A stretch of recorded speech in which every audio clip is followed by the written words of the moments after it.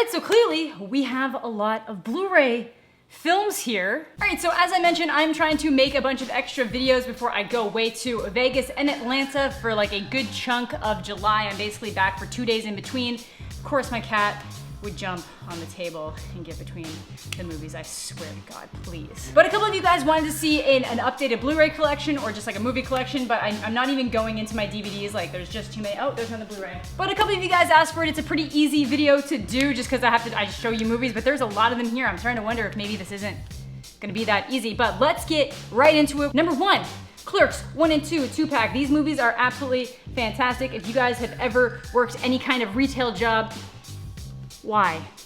If you guys have ever worked any kind of retail job or fast food job, these are the movies that you need to see. The first one's in black and white because it was cheaper for Kevin Smith, but they're very good. I'm talking a lot for something I said I was gonna not talk a lot during. Kick-Ass 1 and 2. These are absolutely fantastic movies. I'm a big fan of the comic book series. I feel like 2 fell a little bit flat, but it is still really fun to watch. But number 1, this is like literally probably one of my favorite superhero movies of all time. It's fantastic, super dark, but very vibrant at the same time.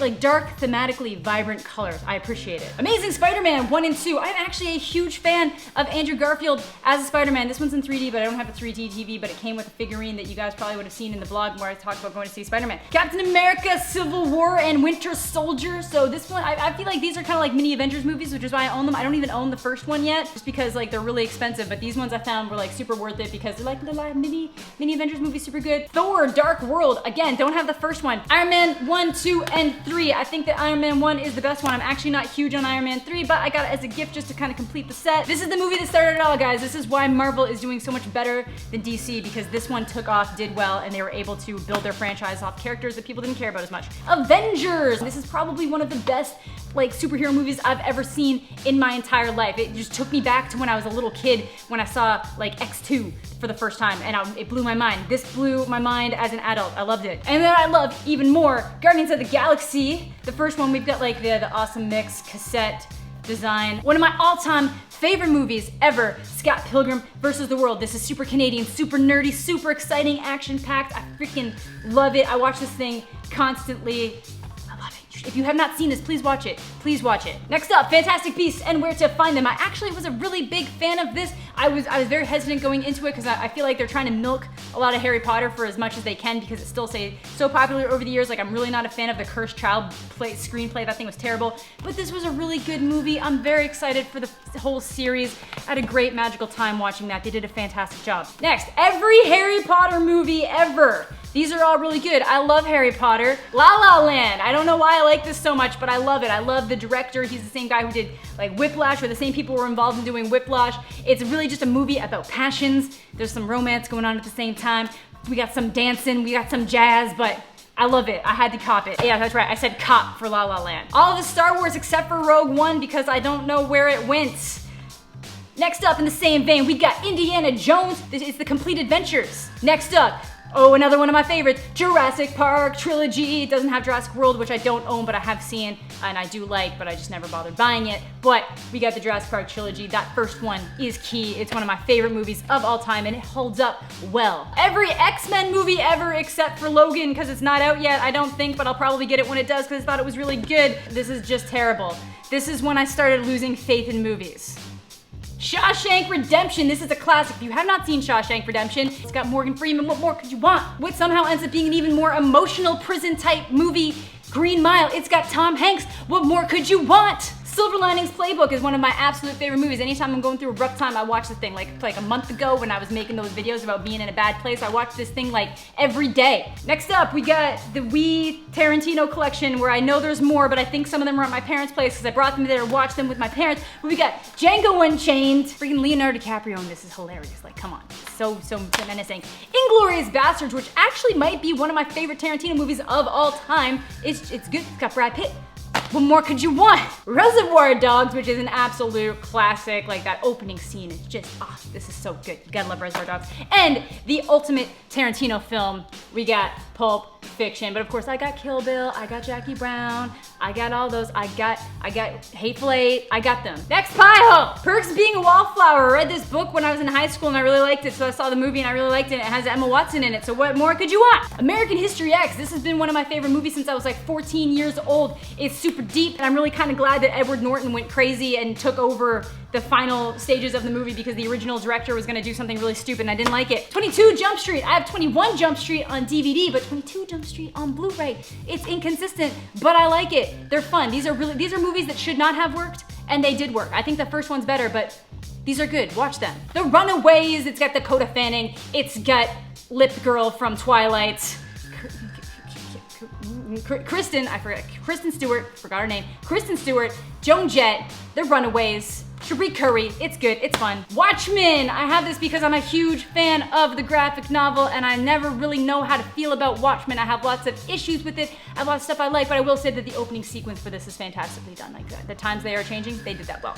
V for Vendetta. I actually really like this. I know that the author, he's not a fan. He asked for all of this stuff to be taken off of this because he's the same guy who wrote this, and he's the same guy who wrote this that came out next, but he just doesn't want, you know, Alan Moore doesn't want his name on this shit anymore. But I love V for Vendetta. I thought it was really good. It got Natalie Portman. What more do you want? Then From Hell. This is actually super good. The comic book for this is like massive because it's all about this theory that the author has about all of like the Jack the Ripper.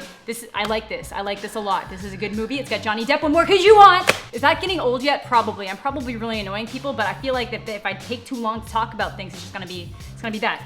Then we got Star Trek 1 and Star Trek 2 Into Darkness. This one was okay. I absolutely love this. As a Star Wars fan, I'm kind of primed to not like Star Trek, but I ended up seeing this in theaters, and it was like the same year that Watchmen and Wolverine Origins came out, and somehow, out of two of my favorite franchises, Star Trek ended up being the best movie that year. Stand By Me. This is the emotional classic of boyhood, Will Wheaton, Star Trek Will Wheaton, Kiefer Sutherland, Joaquin Phoenix.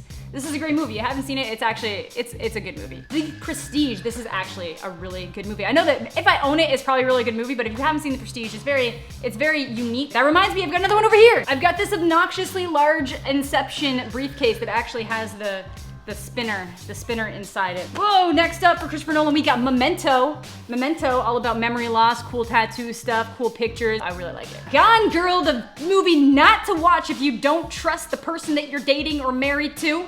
Don't do it if you don't trust them, or maybe do.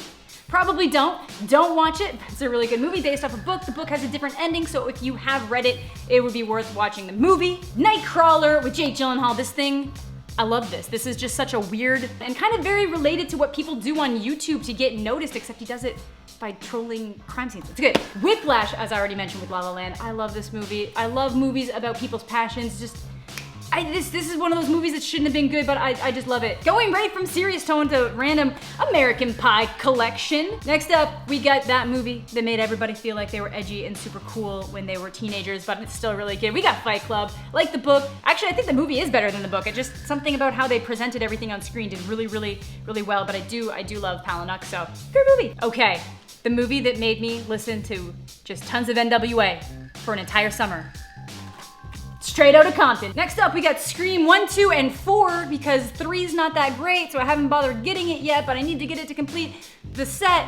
But Scream, these are my favorite horror movies of all time, and the fourth one's actually really good. Usually that shouldn't stack up. Wes Craven, I'm so sad that you passed away because I wanted a fifth one that was gonna be good and by you, because I love Scream so much. It's not even just one of my favorite horror movies, it's just one of my favorite movies. Next pile. When DC still knew what they were doing, Batman Begins and Dark Knight. Wonder Woman was good, I'll be honest. I did enjoy Wonder Woman. And so we got Speed Racer, which I don't even know why I own, but it's so colorful, it's so fun, it shouldn't work, it's super long, but I have a great time with it, so I got Speed Racer. Next up, we got Great Gatsby, lots of old sport, lots of fireworks, lots of fun accents with Leonardo DiCaprio, lots of just vibrancy, just a good time. I hate the fact that this series has gone on for so long, but the first Saw is a solid psychological thriller with some gore thrown in. Up in the Air, got Anna Kendrick in it, it's got George Clooney, it's a good one. I haven't watched it. Black Swan, the movie where you too can now watch Mila Kunis making out with Natalie Portman.